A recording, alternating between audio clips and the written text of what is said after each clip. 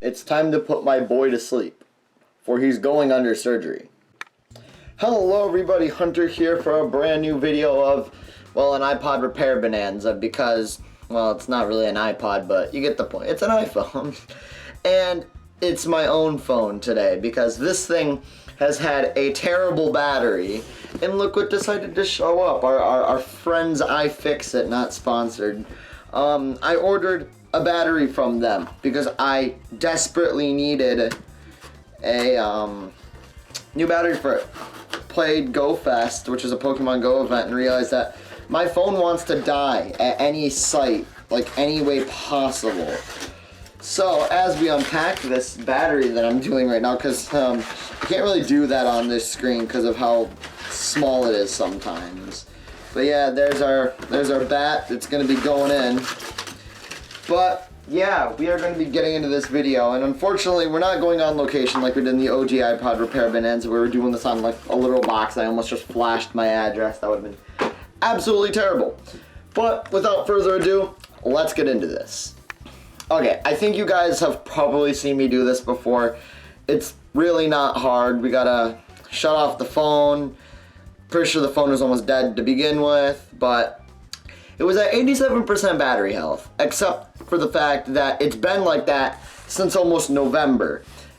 I don't know if you can trust that at this point. Now, taking this screen off probably won't even be that hard because of the fact that I've done it before. I need to get a new waterproofing seal for it eventually, but and for the time being, it's not waterproof.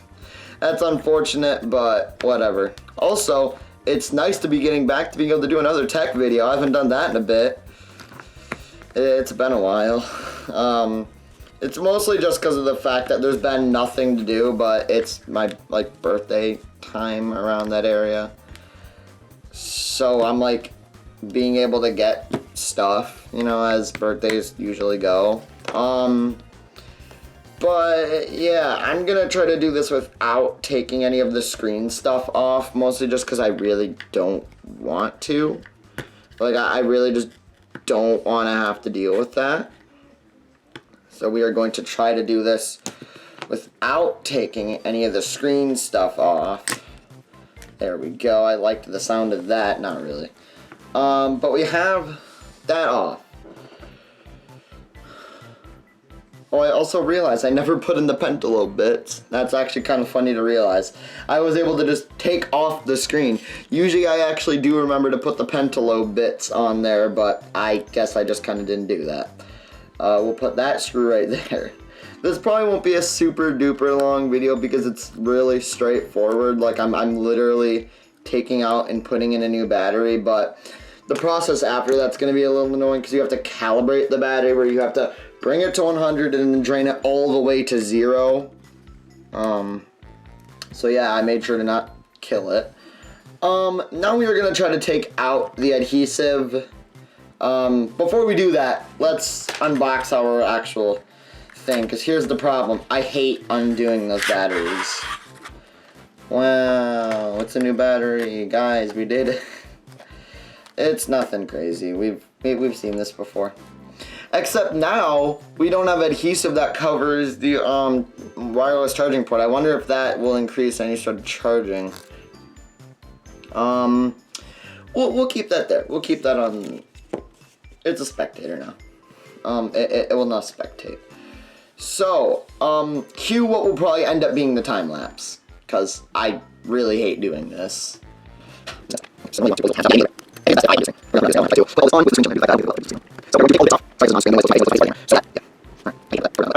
try to take that out because I really don't care about.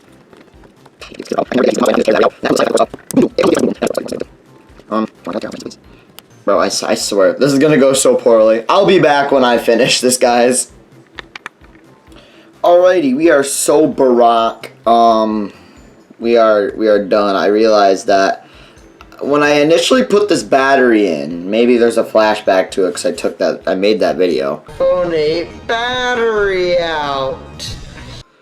But I put on a battery adhesive strip made for an iPhone 6/7.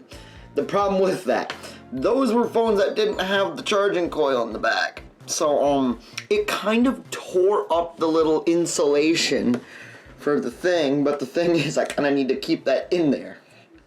So I'm just putting it back in. For those that fix crap that are probably smarter than me, tell me the repercussions of my actions, but for now, well, it's got insulation again, and we are unpeeling a new bat.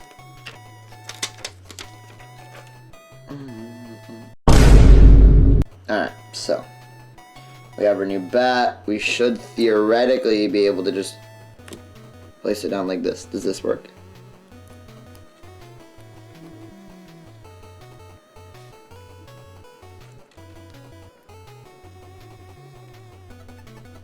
Alright, we're gonna do it. Primed, it's primed. The battery is primed.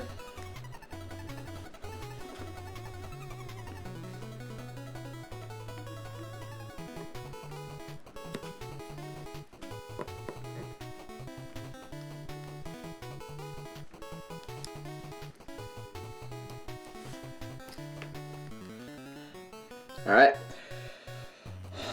let's get this put together.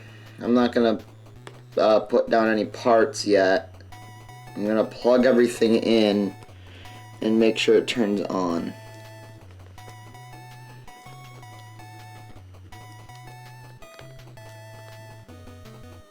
So, that's my strategy for all this stuff.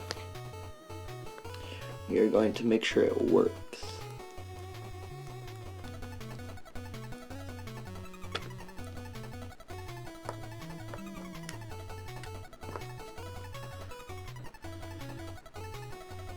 I have no clue if I actually plugged it in or not.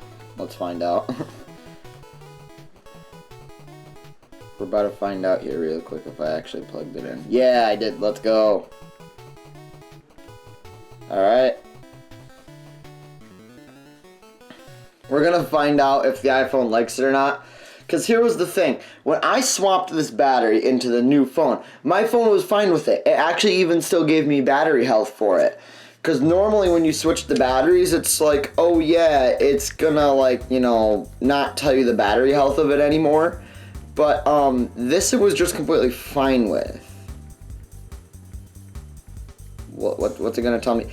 Yeah, maximum capacity, 100%. It gives me a full battery. It gives me a full battery health.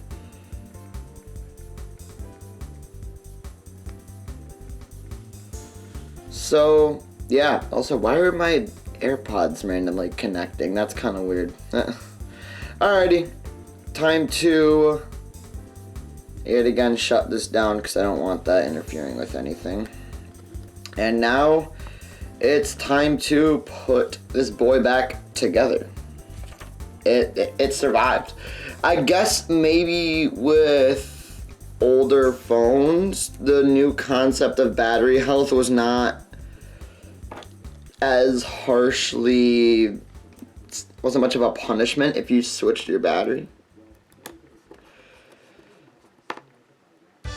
So I guess that's kind of nice if that actually is true. 20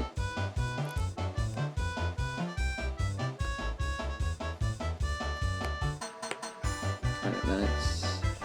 Now we're gonna put over the other one. I'm actually quite hyped about this because I wasn't expecting this to work as well as it did. But it seemed to just kind of work.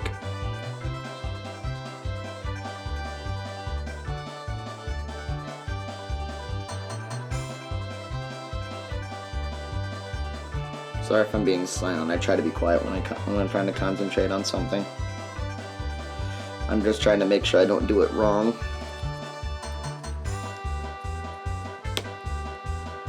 Alright, the battery is in there, it all works, and now we can close it. You hear those nice crunches. Oh, the bent little bits were in here. How did I open this then? How did I... What? Oh, I'm confused now. How in the heck did I open this thing with the pentalobe bit still out? That makes no sense.